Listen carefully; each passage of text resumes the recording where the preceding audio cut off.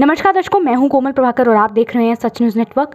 कहीं कोरोना का कहर है तो कहीं सियासी मुद्दा गरमाया हुआ, कहीं कोई सच्चाई की आवाज़ उठा रहा है तो कहीं कोई उसी पे राजनीति, कहीं कोरोना से काम ठप है तो कहीं उसी की कालाबाजारी। तो मुद्दा है यही, करेंगे बात दिन भर की। आइए जानते हैं देश और दुनिया की मुख्य हेडलाइंस। पिछले 5 दिनों से अरब सागर के साथ साथ देश के कई राज्यों में भारी तबाही की वजह बने चक्रवाती तूफान ताउती के असर के चलते गुरुवार रात जम्मू कश्मीर के कई जिलों में आंधी और बारिश ने भारी नुकसान पहुंचाया। सैकड़ों कच्चे मकानों को नुकसान पहुंचा है, बड़ी संख्या में पेड़ गिरे हैं, छतें उड़ गई और बिजली के पोल भी उखड़ गए हैं। कई इलाकों में लोगों को रात बिना बिजली के बितानी पड़ी। शुक्रवार सुबह पानी का संकट भी झेलना पड़ा। वैक्सीन पासपोर्ट को लेकर स्वास्थ्य मंत्रालय ने कहा कि अभी तक इस पर WHO के स्तर पर कोई सहमति नहीं बन पाई है। अभी भी कई देश WHO के साथ चर्चा कर रहे हैं कि क्या वैक्सीन लगवाने वालों को अनुमति दी जाएगी।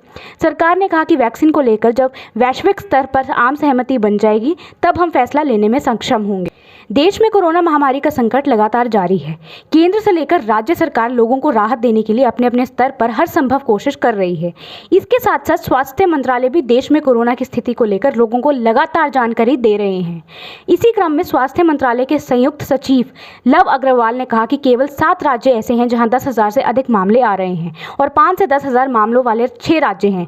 वहीं 6 राज्यों में सबसे ज़्यादा मौतें हो रही हैं। इसमें महाराष्ट्र, कर्नाटका, तमिलनाडु, यूपी, पंजाब और दिल्ली का नाम शामिल है। दुबई हवाई अड्डे पर भारतीय बॉक्सिंग टीम के विमान की आपात लैंडिंग कराई गई। विमान में मैरी कॉम सहित कई मुक्केबाज मौजूद थे। बताया जा रहा है कि ईंधन की कमी के कारण ऐसा किया गया। इस दौरान एक गड़बड़ी भी सामने आई जिसके कारण विमान को आधे घंटे की देरी के बाद लैंडिंग की अनुमति मिली।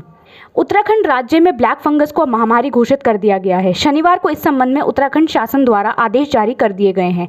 वहीं सरकार कोविड की वजह से अपने माता पिता को खो चुके बच्चों को भरण पोषण के लिए हर महीने 2,500 रुपए देगी। असम में एक बार फिर से गोवध रोधी विधेयक को लेकर चर्चा गर्म है।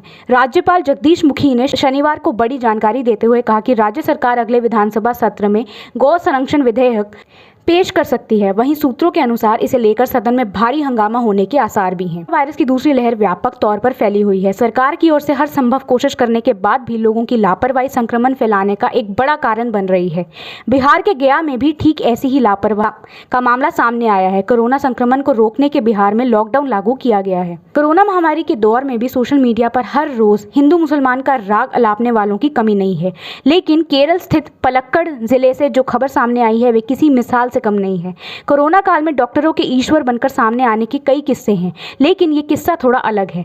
मामला जिले के पंटाबी इलाके में स्थित सेवाना हॉस्पिटल एंड रिसर्च सेंटर का है, जहां एक हिंदू महिला डॉक्टर ने अंतिम सांसें गिन रही मुस्लिम धर्म की कोरोना मरीज को इस्लामिक प्रार्थना पर सुनाई। प्लाज्मा थेरेपी का कोरोना के इलाज में इस्तेमाल बंद होने के बाद जल्द और भी बहुत सी दवाएं बाहर हो सकती हैं। कोरोना के इलाज में इस्तेमाल की जाने वाली दवाएं और उनके प्रोटोकॉल को तय करने वाली कमेटी के एक्सपर्ट बहुत सी दवाओं पर शोध कर रहे हैं। इन शोधों के नतीजों के बाद तय होगा कि कौन सी दवाएं बाहर की जाएंगी और कौन सी नई दवाई जोड़ी जाएगी। बिहार में कोरोना महामारी की दूसरी लहर के प्रकोप के बीच ट्विटर वॉर छिड़ा हुआ है। राज्य के पूर्व उप मुख्यमंत्री और भाजपा के नेता सुशील कुमार के MBBS बहनों को लेकर किए गए ट्वीट ने तूल पकड़ लिया।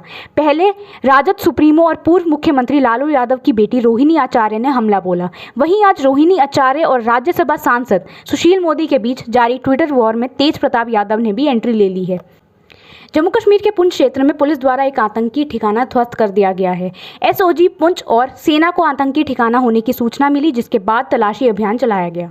शहर के कासिम नगर इलाके में रहने वाली 20 वर्षीय लड़की शनिवार सुबह गुज्जर नगर पुल से तवी में कूद गई। स्थानीय लोगों को इस बात की जानकारी होते ही लड़की को अस्पताल ले जाया गया, जहां उसकी मृत्यु हो गई।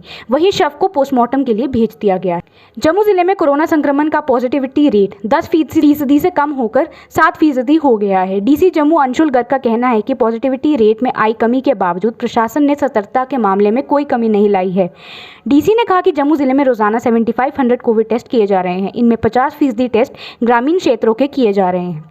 Drugs and food control organisation के अधिकारियों ने सहायक औषधि नियंत्रक जम्मू के नेतृत्व में दवा की दुकानों पर दबिश दी। इसमें खुदरा फार्मेसी, थोक दुकानों में जीवन रक्षक और महत्वपूर्ण कोविड प्रबंधन दवाओं की उपलब्धता सुनिश्चित करने के लिए जांच की गई। आज के लिए इतना ही। कल फिर मैं कोमल प्रभाकर मिलूंगी देश और दुनिया की नई और ताज़ा खबरों के साथ। तब तक देखते रहें बात दिन भर की। जय हिंद।